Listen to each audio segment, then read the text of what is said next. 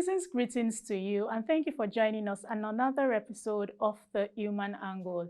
Today's episode is special as it is the last episode for the year. What a year it has been for everyone. Some say it has been an eventful year, while some say it has been a long, unusual year. I totally agree with both. I mean, we'll forever remember year 2020 with all of the series of events that came with it. We've experienced the pandemic, the global pandemic. There was a part-time we experienced domestic violence, a nationwide protest that led to loss of lives and properties, naira devaluation, and economic recession. Now, regardless of all of this, how about we look at our glasses half full instead of half empty? I mean, we are grateful to God for keeping us thus far, and today we will be looking at our top 10 most viewed episodes on the program for this year. Now we'll be counting down from 10 to 1.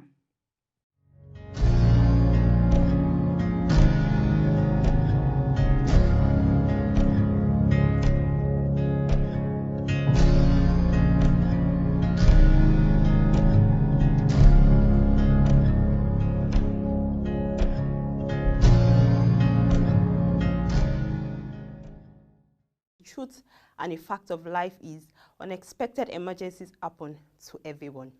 How prepared you are for one of these situations can make all the difference in a stressful time.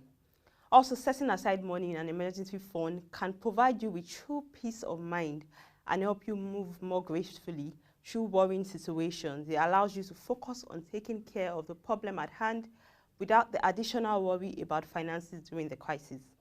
It also helps you to continue to move forward with your financial goals already set, even when you face these unexpected situations.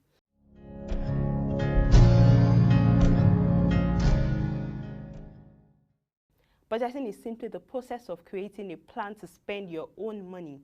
A plan gives you not just an idea, but a documented means of knowing if you have enough to go through a financial goal you have and how to go about it.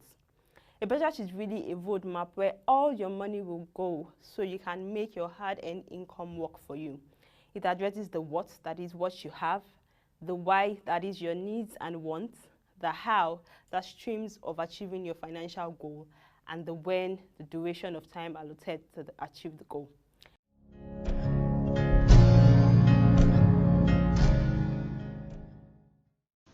When we talk about health implication, health is not just the absence of disease or infirmity.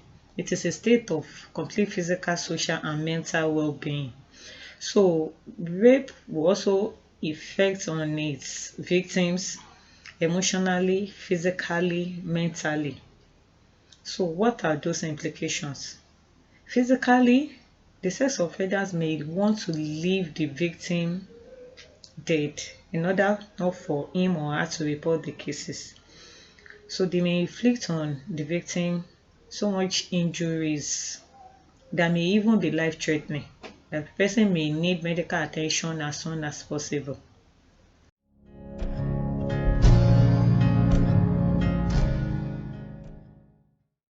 When we think of our future, regardless of our actual objective, we all dream and plan for a financially stable one, not only for ourselves, but that of our successors. Building a healthy financial lifestyle has to do with eliminating debt, budgeting, insurance, and investing for retirement, and dealing with all these concepts and aspects is not an easy task. In building a healthy financial lifestyle, the first thing to do would be to read books about personal finance. Reading books both online and offline on your personal finance and learning from personal finance experts will come in handy and also open new opportunities for securing your finance. How determined are you to reach your financial goals this year? If you have been dabbling with the idea of finally getting out of debt, making more money, saving or learning to invest, then the key to reaching your financial goals is educating yourself and implementing the best practices.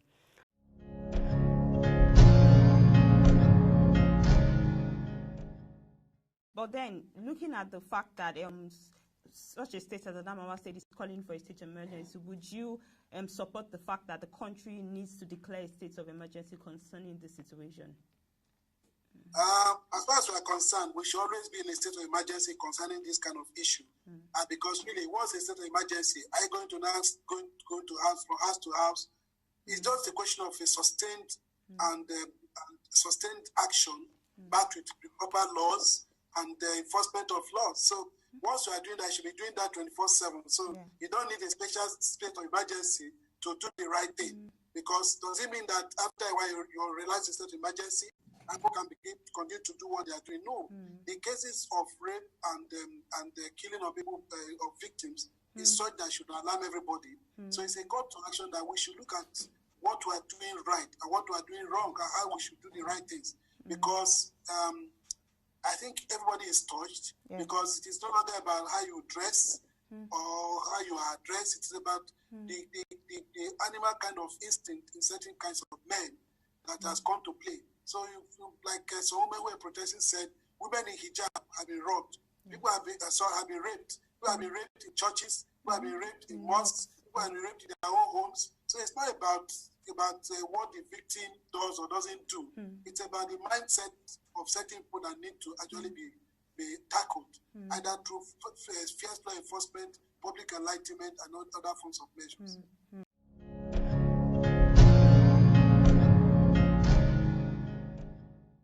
Okay, so basically, the first story we read is the fact that yesterday Nigeria recorded its highest number with over 700 cases. With this rise in case, what do you think is the pan out for the country? Well, it shows definitely that we are ramping up in terms of tests. There was a time we had under 10,000 tests, but now we have achieved over 100,000 tests, sample tests from the Nigeria Center for Disease and Control. So it shows you that it's become something to monitor and a serious case. We're among the top 5 in Africa in terms of cases and top 3 in West Africa. So the more the test, the more you get this results and outcome. It just shows that Nigerians must stop living in denial. Exactly. There's been so huge denial about the fact that this doesn't exist. It exists, and how we manage following the protocol and guidelines becomes very important. So it really, really is something that should be of utmost concern to the federal and state governments. That's why you can see that the Presidential Task Force on COVID-19, chaired by the Secretary of the Government of the Federation, Mr. Boss Mustafa, have continued to engage the media, disseminating all the necessary information to follow the guidelines. But if you to ask me, this is a very serious case, and Nigeria wasn't treated with kids' gloves. Exactly. It was not.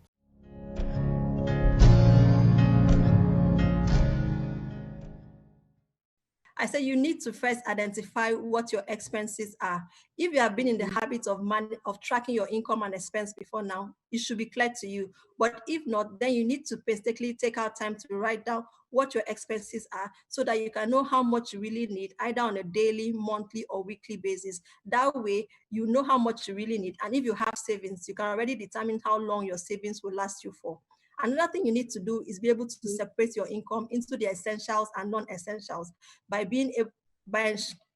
with the aim of ensuring that you cut down on all your non-essential expenses. So your essential expenses will include things like money you spend on rent, money you spend on food, or money you spend on bills, which are the basic necessities you need to survive. The non-essential expenses will be probably money for clothing or money for a vacation. Those ones need to be cut down. And in terms of your essential expenses, you probably have to think about how do you reduce the cost of your essential expenses. So if you're a premium brand shopper, probably time to start thinking about substituting your products for cheaper brands or looking for alternative ways of reducing your cost. Another thing you need to start thinking about is how do you start earning money as soon as possible? So if you have skills, how do you monetize those skills? For example, if you know how to make hair, how do you offer hairdressing services to your friends and family for a fee? If you have assets, how do you put that to alternative uses? You have a car, you may want to consider putting it up for Uber or Taxify so that you can have money coming in. Overall, the important thing is to ensure that you manage your emotions, keep hope alive, because financial stress can have an effect on your physical and mental well-being, which in turn increases your cost. So you must be assured that you are having the right attitude until things are able to start looking up for you.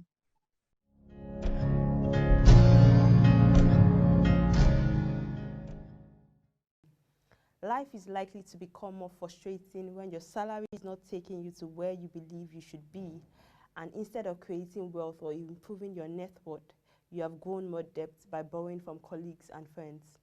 Probably you are even thinking of a change of job in order to meet up with your expenses.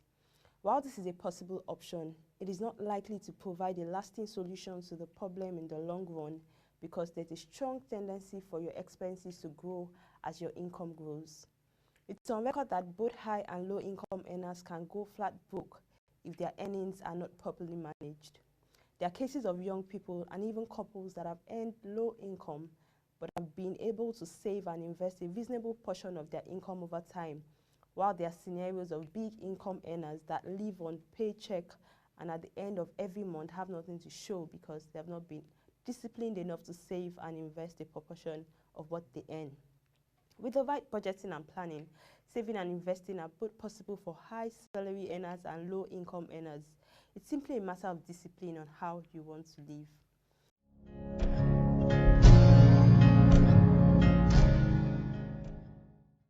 But what will your assessment be of the governance in Nigeria at the federal, state, and local government level since 1999?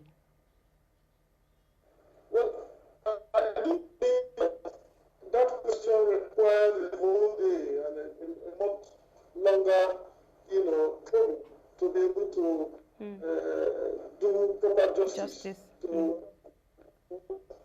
governance and expectations at those tiers of government. First of all, let us congratulate ourselves. Please do observe that I am saying all of this with very cautious, on a very cautious note.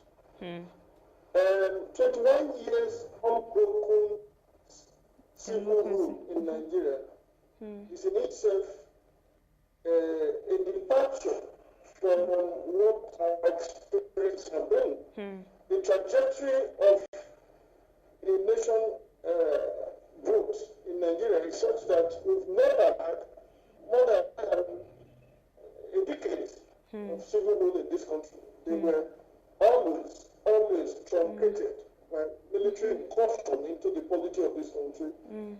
But we have now recorded 21 2 decades and 1 year on a stretch. That is commendable. Yes. But does it end there? Certainly no.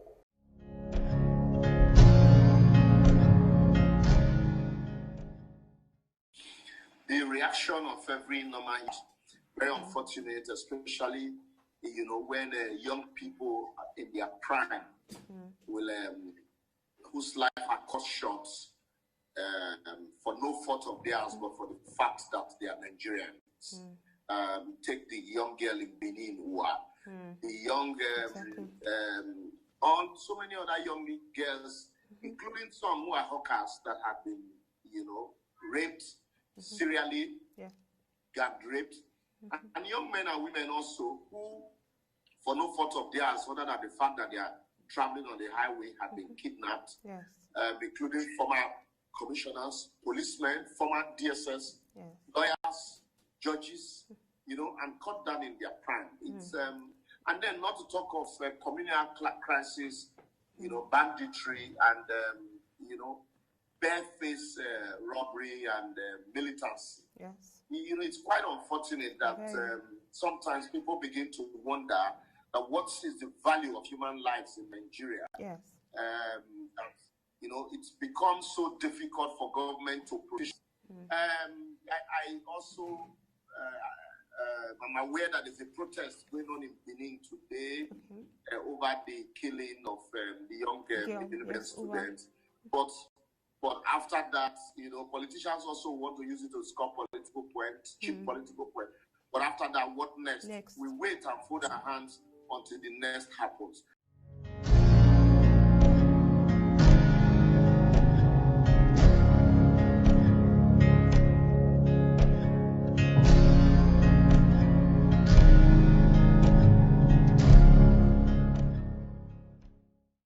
With a recap on all of these videos, I hope you've been able to pick out 1 or 2 lessons to help you with your personal finance, even in the new year. And just before I sign out, I want to say a very big thank you to all our viewers, our partners, our associates, and contributors for making the Human Angle program a success. Now to the production team and the content unit, thank you very much for your commitment, your hard work, and your dedication. And that will be all for today's edition of the Human Angle. Do connect with us on all our social media platforms showing on your screen. Thank you very much for watching and being a part of our year 2020. Please stay safe out there and have a wonderful and fulfilling year 2021.